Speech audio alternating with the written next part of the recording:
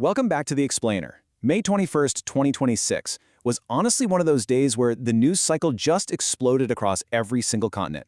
But instead of getting lost in all that noise, we're going to map out exactly what happened, why it matters to you, and how these seemingly isolated events are actually deeply connected. Here's how we're breaking it down today. First, global geopolitics and conflict. Then, public health and crises. After that, we'll dive into economy and tech shifts, and finally wrap up with justice and accountability. Let's get right into it. Starting off with Section 1, Global Geopolitics and Conflict, looking at shifting alliances and regional tensions. So, let's look at the intense fallout from the seizure of the global Samud flotilla. Right now, Israel is caught in a massive diplomatic pressure cooker. On the domestic front, Prime Minister Benjamin Netanyahu moved to quickly deport hundreds of those international activists, but he also sharply rebuked his own national security minister, Itamar Ben-Gvir. This was over the release of videos showing handcuffed and kneeling detainees, which Netanyahu called provocative and contrary to Israel's values. But internationally, it's a different story. European nations like Britain, France, and Italy are summoning Israeli envoys, harshly condemning alleged mistreatment of those detainees, claims that the Israeli prison service absolutely denies. And just to add another layer to this whole thing, the U.S. Treasury simultaneously stepped in and sanctioned several of the European activists on those boats, officially labeling the flotilla as pro-terror. It's a textbook example of how one single physical event triggers this massive, multi-directional fallout.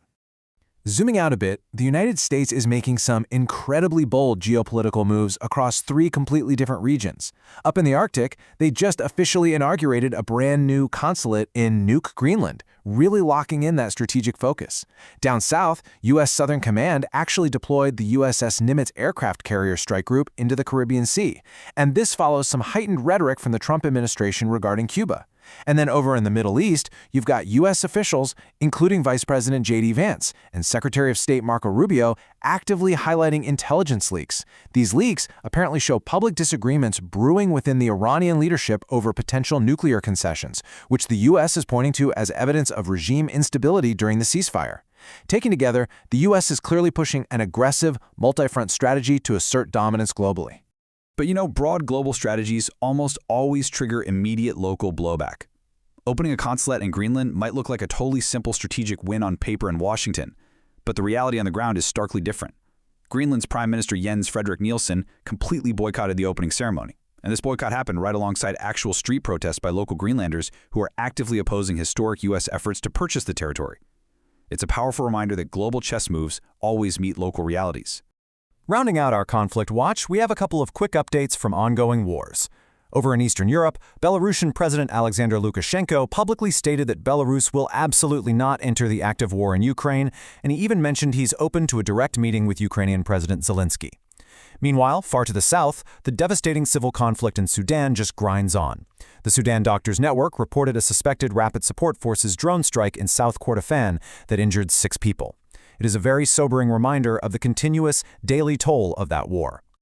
Okay, moving to Section 2, Public Health and Crises, where we're looking at the very real human toll of biological threats. Take a look at this number right here, over 130. That is the devastating death toll we are currently seeing in the rapidly escalating Central African Ebola outbreak, according to the WHO. This is a severe crisis, and it's moving incredibly fast. And the ripple effects from this single outbreak are just massive, creating this wildly complex web of international logistics and civil unrest. The U.S. government is currently navigating some really tricky legal questions regarding citizens' rights, ultimately deciding to divert an infected American doctor and 6 exposed personnel to a medical facility in Germany rather than bringing them home. Meanwhile, on the ground in the Democratic Republic of the Congo, local frustration over how the crisis is being handled literally boiled over. Protesters clashed with police and, shockingly, set fire to an Ebola treatment facility in Ituri province.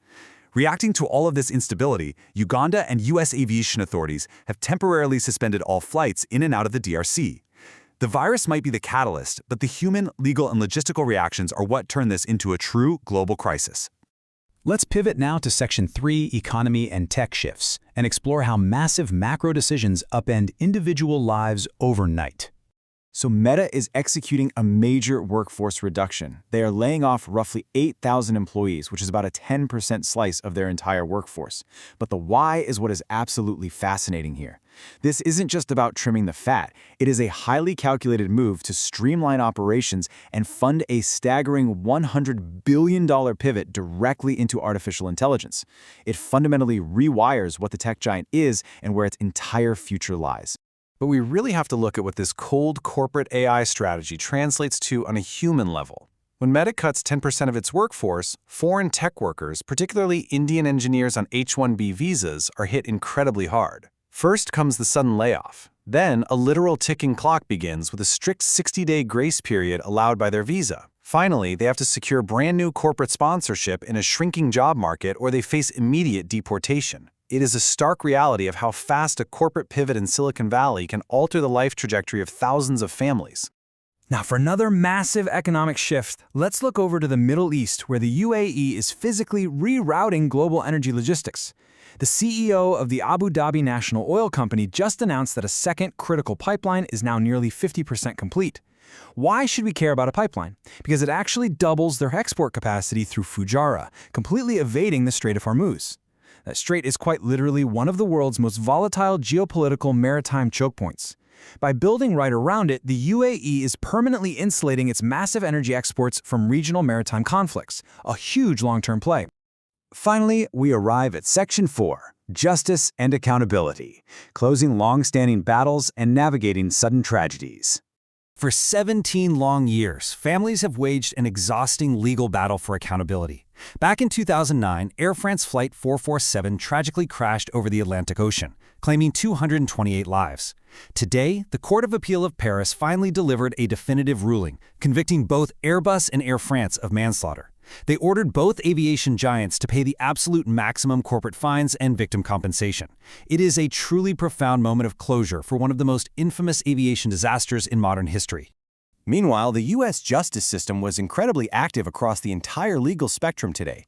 At the very highest level, the U.S. Supreme Court stepped in to uphold a lower court's decision, officially blocking the state of Alabama from executing Joseph Clifton Smith. They ruled that executing an intellectually disabled man directly violates his constitutional rights. Then, on the complete other end of the spectrum, federal prosecutors in Minneapolis are demanding a massive 50-year prison sentence for Amy Bach. Bach was convicted of masterminding an absolutely staggering $250 million pandemic-era fraud scheme that actively stole money meant for child food programs. Before we wrap up today, amidst all this grand global news, we really must pause to acknowledge a sudden tragedy. In the historic city of Fez, Morocco, emergency rescue crews reported today that at least 9 people were killed and 9 others severely injured following the sudden structural collapse of a residential building. It's a sobering reminder of the absolute fragility of life. So I want to leave you with this final thought. From high-stakes geopolitical standoffs in international waters, to a $100 billion corporate tech pivot, to gavels coming down in the highest courts of Paris and Washington, how will the decisions made today shape our world tomorrow? These events we just walked through, they aren't isolated incidents. They are the gears of our global future turning right in front of us. Thank you so much for joining me on The Explainer today, and keep questioning how all these pieces fit together.